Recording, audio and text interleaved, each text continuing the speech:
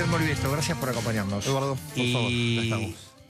Disculpas por algunos aplazos y algunas suspensiones que tuvimos que ayer a fin del año pasado. Hubo muchas noticias bomba. Sí, muchas que nos iban cambiando la agenda todos los jueves. Hablamos de economía de bolsillo.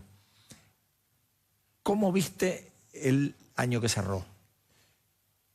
Yo te diría que el año que cerró tuvo una segunda parte mucho mejor que la primera, que probablemente sea un fenómeno que se vuelva a repetir en este 2018, donde lentamente la gente empezó a ver que esta inflación que se publica hoy, cuando vos la mirás en detalle, lo que ves es, por ejemplo, que si bien el número general es 25%... Lo del el global, el global 25 anual, con el 3,1 de diciembre. Con el 3,1 de diciembre tenés 20 puntos en alimentos y tenés 17 tanto en electrodomésticos y bienes del hogar como en indumentaria, que son tres dimensiones que impactan muy fuerte en la economía de bolsillo, en la economía cotidiana. Más allá del tema tarifas, que claramente es el que después eleva fuerte el número. De hecho, el aumento de tarifa fue 56 puntos en ese índice que en promedio da 25. Entonces, lo que la gente empezó a ver es que al ir calmándose lentamente los precios de los alimentos, podía, y sobre todo después del incremento salarial de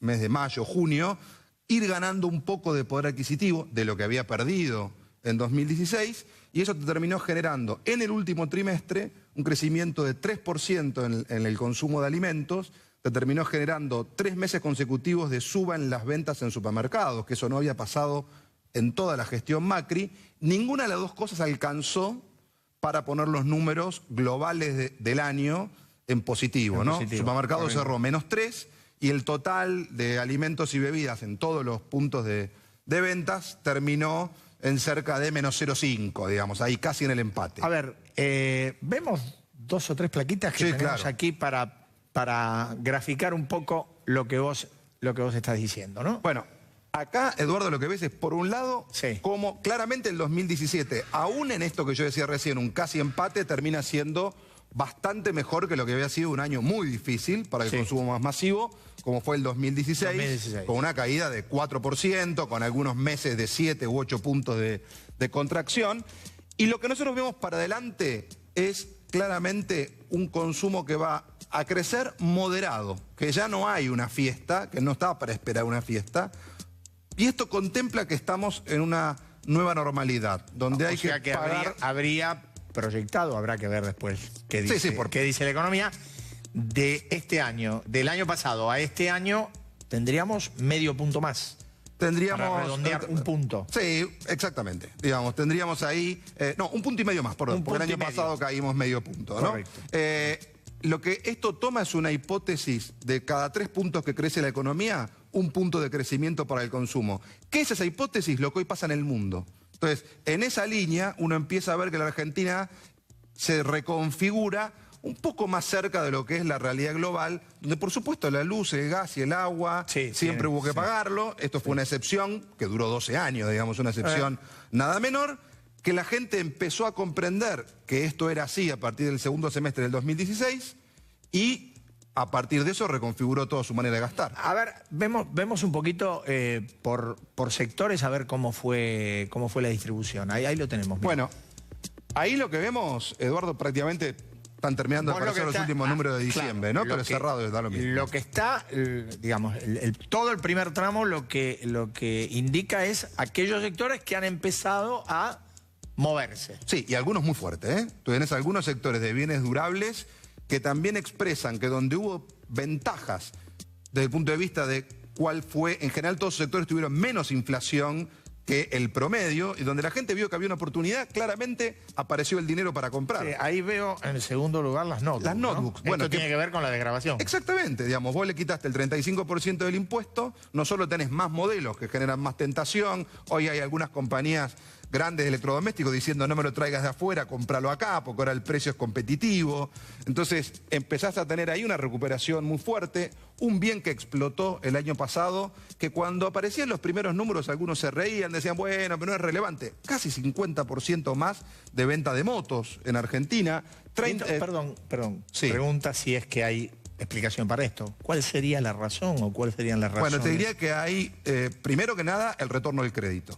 O sea, mucho de eso se compra con crédito prendario. Después hay un valor nominal del bien que comparativamente con otros valores no es tan alto para estar comprando finalmente un medio de movilidad propio. Por otro lado, tenés un tema de época, y lo ves también en muchas ciudades del mundo, donde es un móvil que permite ir mucho más ágil en las ciudades. En las grandes ciudades que son cada vez más complejas. Y además es más barata, digamos, desde el punto de vista del gasto, ¿no? Tanto el seguro, el combustible y demás. Entonces, la mezcla de todos esos factores te llevan a que haya sido un bien muy demandado. Y ahora vamos a ver lo que vos marcás como nuevos patrones de consumo. Sí. A ver, director. Mira, acá lo que vemos es un cambio de valores donde nosotros le estamos preguntando a la gente qué haría si le va un poco mejor en su economía cotidiana, esto que yo he llamado la economía de la calle. Solo el 12% te dice que volvería a consumir como en la era acá. Un 29% plantea que mantendría el patrón, yo digo casi alemán, que tomaron los argentinos en el 2016, totalmente de austero y de racionalización. Y la mitad te dice, bueno, yo haría un mix, en algunas cosas me doy un gusto y en algunas cosas me cuido. Y yo creo que ahí está hoy gran parte de la nueva lógica del consumo en la Argentina que llegó para quedarse. Bueno, pero a ver, porque si esto es así y si esto es perdurable, implicaría que hay algún cambio de comportamiento más profundo de la sociedad, ¿no? En términos de, bueno, a ver, no soy el país opulento que creo o que creímos siempre que somos, tenemos que moderar determinadas cosas, tenemos que ajustarnos a determinados patrones, tenemos que convivir con un mundo que tiene las complejidades que tiene. Si es como vos decís, daría la impresión que, yo no sé si esto es un cambio consolidado, pero podría ser la punta de un cambio, ¿no? Yo creo que por ahora nosotros estamos viendo como la punta de un cambio que creemos que tiende a consolidarse, lo venimos midiendo hace 1 año y medio y casi no se mueve el patrón, y lo que ves ahí es una especie de cambio cultural que empieza a darse, que ya no es solo consumo, sino que es consumo con ahorro. El ahorro ha vuelto a la escena por 2 motivos. Primero, la fuerza. El año pasado porque hubo que pagar cosas que antes no se pagaban. Pero, perdón, en 2016. Sí, en el 2017, además de eso, lo que apareció fue el deseo. A partir del retorno del crédito. El bien de consumo, entre comillas, que más creció en el 2017 es el crédito hipotecario.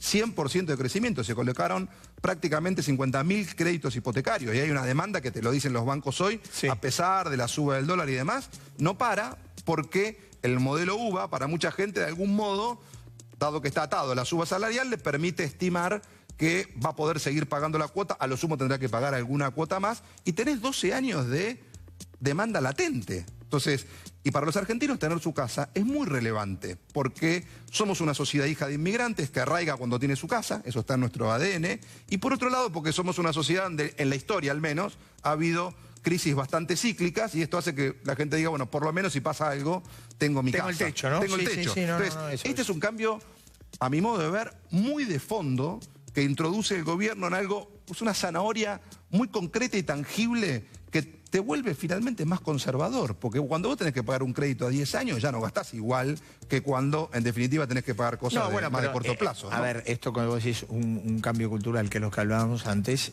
también cuando vos sabés que lo que consumías en energía, en agua, en gas, tenía un valor y hoy tiene otro y va a seguir teniendo siendo otro, así, que es lo más importante. Vos también cambiás tu comportamiento, porque no podés sacar donde no tenés. Bueno, yo creo que aún con disgusto, y esto fue un gran costo social y político para el gobierno del 2016, su primer año de mandato, después del aumento de las tarifas del gas, la gente empezó a entender que esto era así. Algunos decían, sabíamos que se iba a cortar, y se cortó, ¿no? No me gusta, lo aproveché todo lo que pude, que es muy típico argentino, digamos, aprovechar cualquier ventana de oportunidad hasta el minuto 92 del partido. El 1-1. Bueno, el 1-1, digamos, hasta el último minuto casi nadie quería salir, pero los argentinos también en ese sentido son muy adaptativos y muy flexibles. Dijeron, listo, cambió. A partir de ahora hay que pagarlo. ¿Cómo vamos a hacer para pagarlo, no? Eso es lo que obligó a reconfigurar no solo las cuentas cotidianas del hogar, sino también la cabeza. Decime, para cerrar, ¿dónde vos percibís, porque estuvimos viendo recién cuáles son los rubros que se movieron más, ¿dónde vos percibís que todavía el consumo sigue teniendo reticencia, sigue estando achatado. Mirá, todavía los dos sectores muy importantes para el consumo masivo, que pesan cerca del 40% de todo lo que gasta un hogar, es alimentos y bebidas, que el año pasado termina casi en empate, pero había caído 4 puntos en el año 2016. Ahí la inflación va a ser un gran desafío, y ahí está este debate si cuánto se va a trasladar de la inflación a los precios de la canasta de alimentos. Y por otro lado, la indumentaria, ¿no? Que hoy es un bien que también empezó a mejorar, pero todavía terminó el año pasado 2 puntos abajo. Dos cositas más cortitas. ¿Se mantiene la tendencia de segundas marcas y se mantiene la tendencia del comercio minorista? Yo te diría que las dos tienen la misma respuesta. Hoy los argentinos tienen la cabeza mucho más abierta y están más dispuestos a probar distintas alternativas en tanto y en cuanto entiendan que ahí hay una buena ecuación de valor por su dinero. Están como, ok, puedo probar cosas que tal vez antes diría que no valían la pena. Gracias, Guillermo, muy amable. Gracias, Eduardo. Nosotros vamos a una pausa y cuando volvemos vamos a hacer el primer medallero de Código Político de 2018.